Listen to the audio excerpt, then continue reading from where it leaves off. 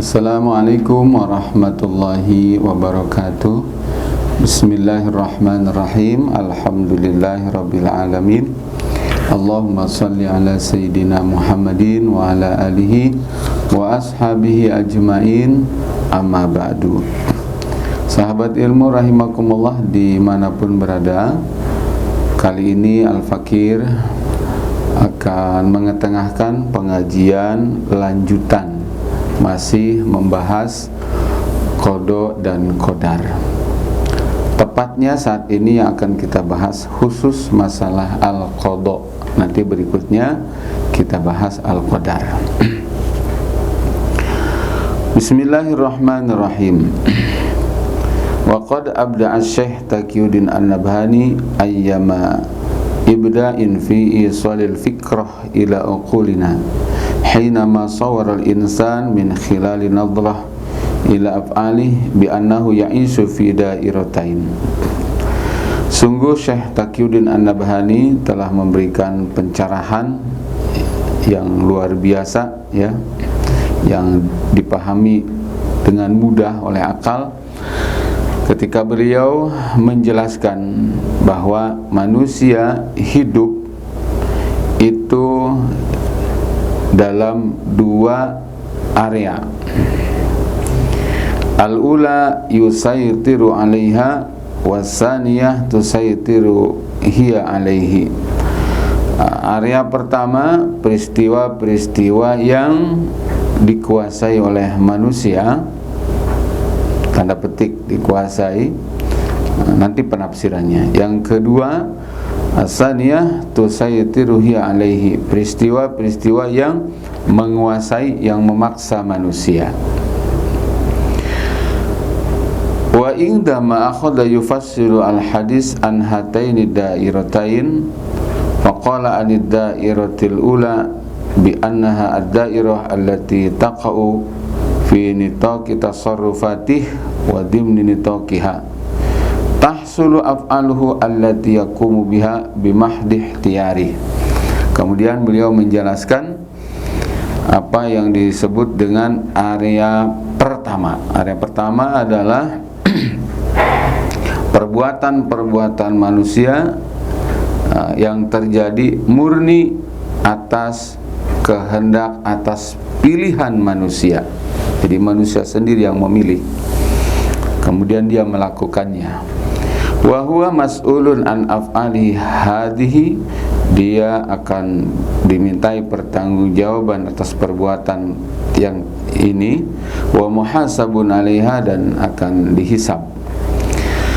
Kemudian yang kedua, wa qala anid dairah as-saniyah bi annaha ad-dairah allati yaqa'u huwa fi nitaqiha wa taqa'u dimna hadhihi dairah al-af'alu allati la dakhla lahu biha, adalah daerah di mana peristiwa terjadi, termasuk kejadian-kejadian terjadi, ya, tidak atas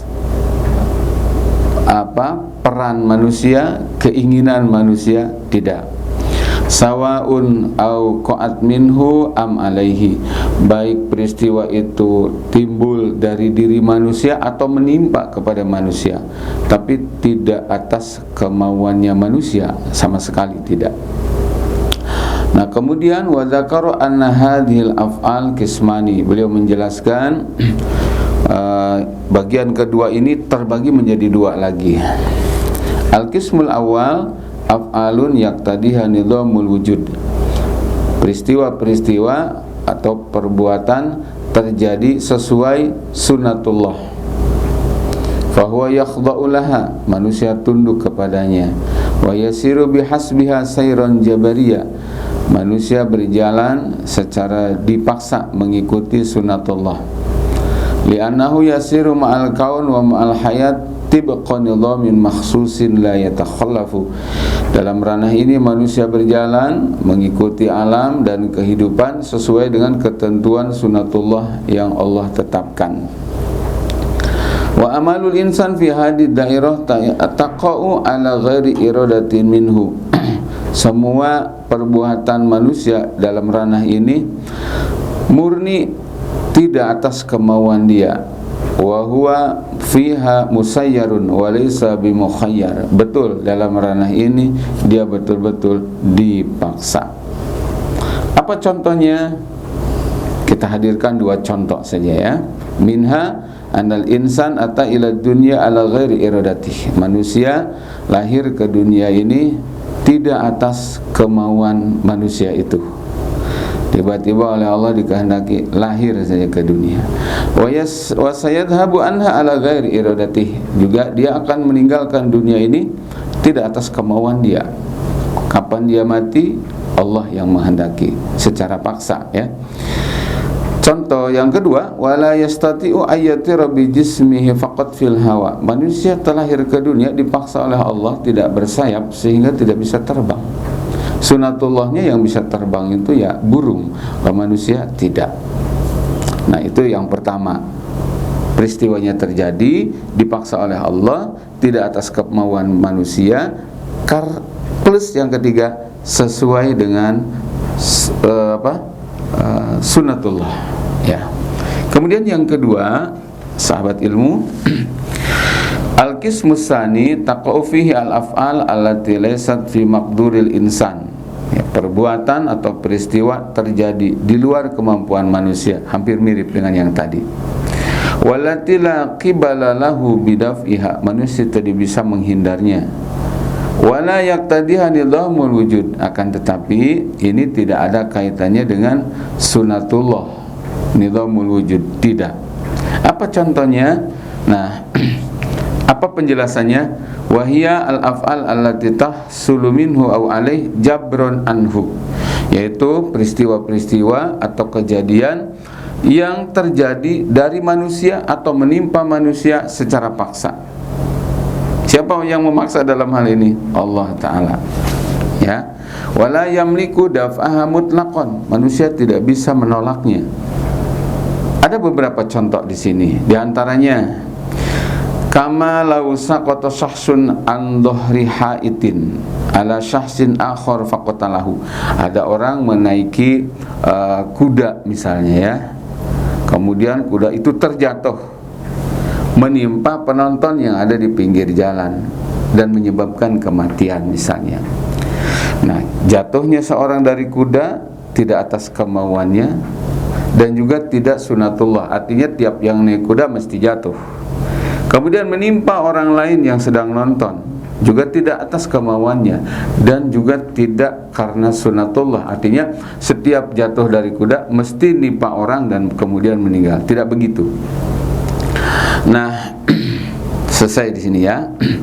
Baik, kemudian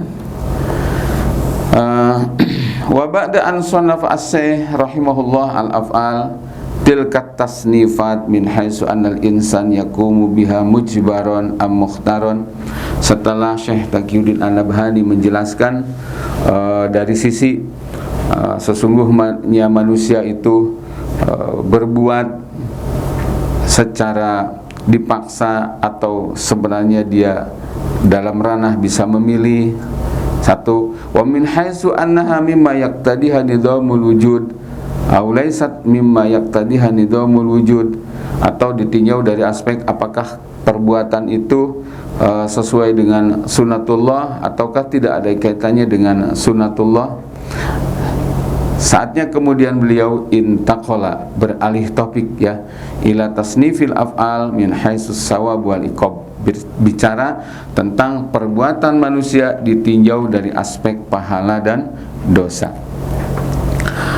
Bismillahirrahmanirrahim. Beliau mengatakan wa dzakara annal af'al allati yaf'aluhal abdu bi ikhtiyari yuhasabu 'alaiha. Sesungguhnya perbuatan-perbuatan yang dilakukan oleh hamba karena pilihannya, barulah di situ hamba akan dihisab.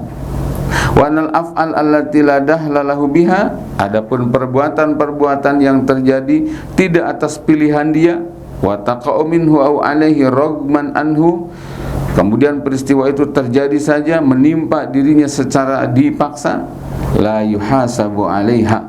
Dalam ranah ini manusia tidak dihisab. mahma kana fiha min naf'in aw dhurrin, terlepas apakah itu mengandung unsur manfaat atau bahaya, au hubbin au karahiyatin, ataukah disenangi manusia atau tidak disukai manusia, bin nisbati lil insan, menurut standar perasaan manusia. Ay mahma kana fiha min khairin wa syarrin hasba tafsiril insani laha, maksudnya adalah terlepas dari apakah itu menurut penafsiran manusia baik atau buruk gitu ya. Kenapa? Wa in kana Allah wahdahu alladhi ya'lamu asyarra wal khair fi hadhil af'al. Karena sesungguhnya yang mengerti betul tentang makna baik dan buruk dalam peristiwa-peristiwa ini itu hanya Allah Subhanahu wa taala. Nah, kenapa tidak dihisab? Kenapa tidak akan dimintai pertanggungjawaban? Li'annal insana la asara lahu biha, karena manusia tidak andil sama sekali. Wala ya'lamu anha, dia tidak tahu itu terjadi. Wa an kaifiyati ijadiha, bagaimana caranya itu bisa terjadi. Wala yamliku daf'aha aw jalbaha mutlaqan, dia juga tidak tahu bagaimana cara menghindarnya seperti itu. Jadi katakan saya menjadi laki-laki, saya menjadi anak dari bapak saya terlahir ke dunia ini kan bukan kemauan saya. Jadi saya tidak akan dihisab.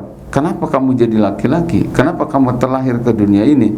Kenapa kamu jadi anak dari bapak dan ibu kamu? Tidak ada pertanyaan itu. Kenapa? Karena ranah ini mutlak dan murni, dipaksa oleh Allah Subhanahu wa taala. Baik. Sahabat ilmu rahimakumullah, selanjutnya setelah ini ya, wa fi khitamil mawdu' yadhkuru asy-syekh silatabah si mas'alatil qada bi aqidatil Islam. Beliau menghubungkan masalah qada dengan akidah Islam.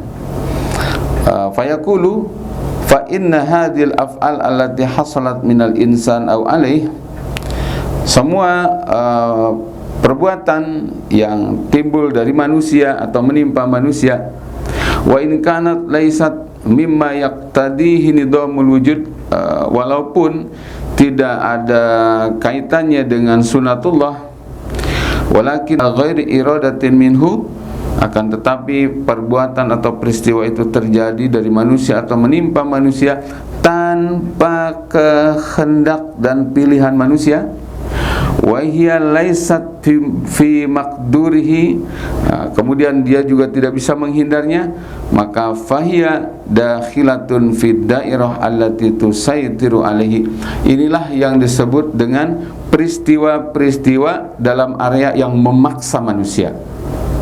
Ya, sekali lagi, inilah yang dimaksud dengan area peristiwa yang memaksa manusia. Fahadhil af'al kulluha allati hasalat fid dairah allati tusaytiru 'alal insan hiya allati tusamma qada'an. Nah, inilah sebenarnya yang disebut dengan qada. Ya, peristiwa-peristiwa yang terjadi menimpa manusia murni karena kemauan Allah, tidak ada sedikit pun kemauan manusia di dalamnya. Inilah yang disebut dengan qada. Apakah itu ditafsirkan menyenangkan atau tidak menyenangkan, bermanfaat atau berbahaya dalam persepsi manusia, ini yang disebut qada. Li'annallaha wahdahu alladhi qadahu, karena hanya Allah lah yang telah memutuskan ini. Wa 'alal insan ayyu'mina bihadzal qada, maka kewajiban manusia adalah beriman kepada qada. Ya, keputusan ini harus diterima, harus diimani. Wa annahu minallahi subhanahu wa ta'ala, dan imani, yakini bahwa inilah dari Allah, ketetapan dari Allah subhanahu wa ta'ala. Jadi kalau dinilai itu qadanya adalah dipersepsikan baik, menguntungkan, alhamdulillah, iman, ini keputusan Allah. Kalau kejadiannya sebaliknya, itu menyedihkan, ya, membuat kita nangis, hitung-hitungan materi juga rugi misalnya, itu keputusan Allah. Kita wajib iman, tentu dengan sikap ridha, sabar, tawakal dan ikhlas menerima keputusan dari Allah Subhanahu wa taala. Inilah yang disebut dengan qada. Ya, dituntut sikap sesuai dengan tuntutan akidah, imani bahwa itu semua adalah dari Allah. Ini yang dimaksud dengan khairihi wa syarrihi minallahi ta'ala. Nah, demikianlah sahabat ilmu rahimakumullah untuk pembahasan kita pada pengajian kali ini. Jangan lupa episode berikutnya, supaya tidak salah paham, supaya tidak setengah-setengah pemahaman kita, harus utuh ya. Sekali lagi, ikuti kajian selanjutnya, masih membahas qada dan qadar. Terima kasih dan mohon maaf, semoga jadi ilmu yang manfaat. Wallahu a'lam bishawab. Assalamualaikum warahmatullahi wabarakatuh.